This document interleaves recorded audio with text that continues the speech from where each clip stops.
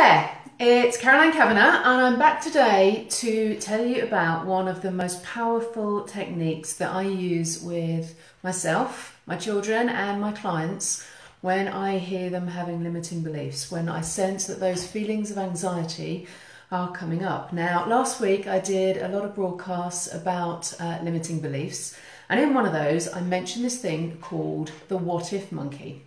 And so today I'm going to introduce you to the what if monkey. Now, you might be aware of him in other guises.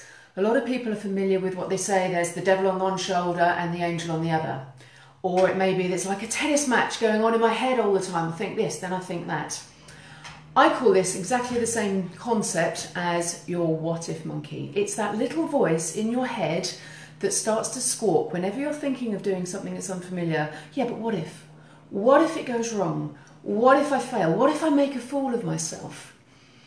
This is your what if monkey, and that's what I'm going to call him for the rest of this little clip. Now, a lot's been written out there, and I've read all sorts of things about this what if monkey in his various guises. And most of that is really negative. In fact, I was reading one recently that called it the gremlin. The gremlin was out to get you. Do you know, I just don't believe in that. I think that the what if monkey is actually on your side. He's there to keep you safe, because what his role is to keep you in your comfort zone. Because your comfort zone, you understand the rules. You understand how that things work. There are no nasty surprises. And so it's a safe place. It's a safe place to be because you understand how it works. After all, you understand how to do anxiety, don't you? It's confidence that's a bit of a struggle. It's the confidence that's the unknown. So let me give you an example that perhaps you can relate to of how this what if monkey works. So I was recently working with a lady. She was in a job where she was absolutely miserable. She hated her job. Her work colleagues weren't very nice to her. Her boss was an absolute tyrant. But you know, it was a comfort zone. She knew how it worked. She knew when she went into work there was going to be a hostile environment. She knew she was going to get work to do that actually wasn't her job, but it was what was expected. So she understood the rules. She understood how it was all going to work. There weren't any nasty surprises. Every day was the same dirge. So the what if monkey was sitting there going, yeah, I know how it's going to happen. I know how it's going to work, so we're safe. We know how the day is going to pan out. But this is the real crux of things. The comfort zone isn't always comfortable. But as soon as she started saying to her what if monkey, I'll get a new job, that's when he went, oh, hang on, we don't know how to live outside of this comfort zone. We don't need to know how to live outside of these rules. So he started chirping. What if you get a new job? And what if you can't do it? So then she'd turn around and go, oh, yeah, well, if I can't do it, I might lose the job because most jobs have a probation period. Yeah, and then what if you lose your job? Oh, well, if I lose my job, I won't be able to pay the mortgage. And what if you can't pay the mortgage? I'll be homeless. And so within a very short space of time, she'd gone from thinking about getting a new job to believing she's going to end up homeless. So the what if monkey goes, well, we can't do that, we can't be homeless, so we better just stay in this job. Oh, back in the comfort zone. But back in this zone where actually life was pretty miserable. So let me tell you about how to get around this what if monkey and stop him chirping. And you know, it's relatively simple. This monkey, he's not a bad thing, he's just actually not very bright.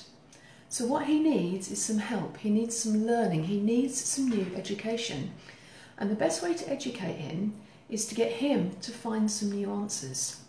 So the what if exercise is all about asking your monkey questions, and it's about flipping. So when you hear the what if monkey say, oh, what if you get a new job and you can't do it? You just flip it straight back and go, well, what if I can? What if monkey is not used to being asked questions, and it makes him stop? It makes him come off this pattern, this routine that he's so used to. So he'll start to say, oh, okay, well, I hadn't thought of that. But what if you do get a new job? Actually, you might really enjoy it. And what if I really enjoy it? Well, actually, you'll be really happy. And what if I'm really happy? Actually, life would be quite good. And so suddenly, rather than going from getting a new job to being homeless, you've gone from getting a new job to actually being really happy. And so rather than the downward spiral, what we've done by flipping it is turning it into an upward spiral. And then this is why I believe that the what if monkey isn't there to sabotage you. He then realises that actually by getting a new job, we might be really happy. It might be really good. And actually this new comfort zone might be really much better.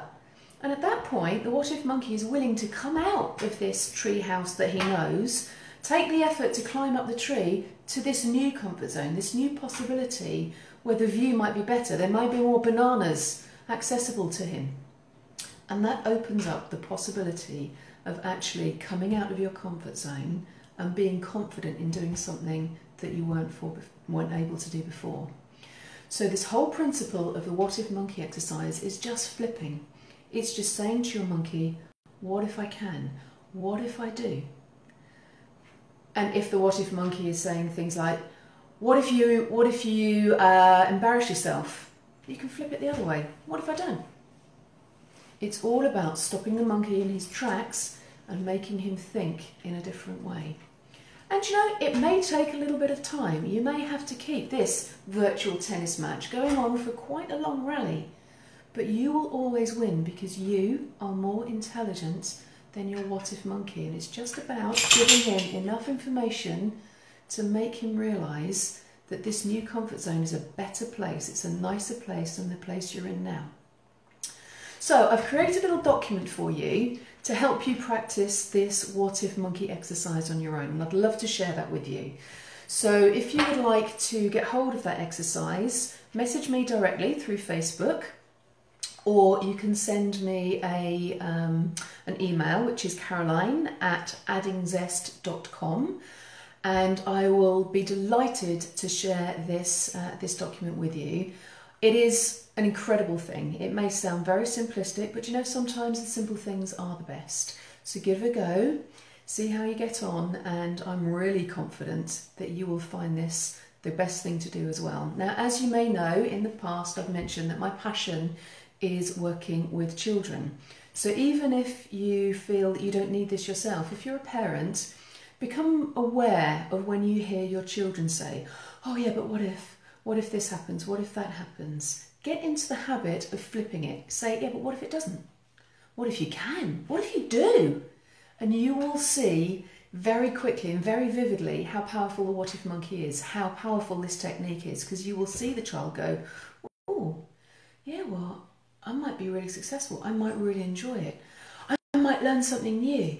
And you will see a very short and very quick impact. So use this with your children. Help them to make their what if monkey grows, because if the what if monkey grows with them as they're maturing, the output of their life is going to be phenomenal too. So thank you for listening. Have some fun with your what if monkey. Teach him, and by teaching him, you're going to grow as a person too. And I look forward to talking to you again on Thursday morning next week, when I'm going to share with you another tip that I find is phenomenally successful in helping people overcome anxiety. So thanks for now.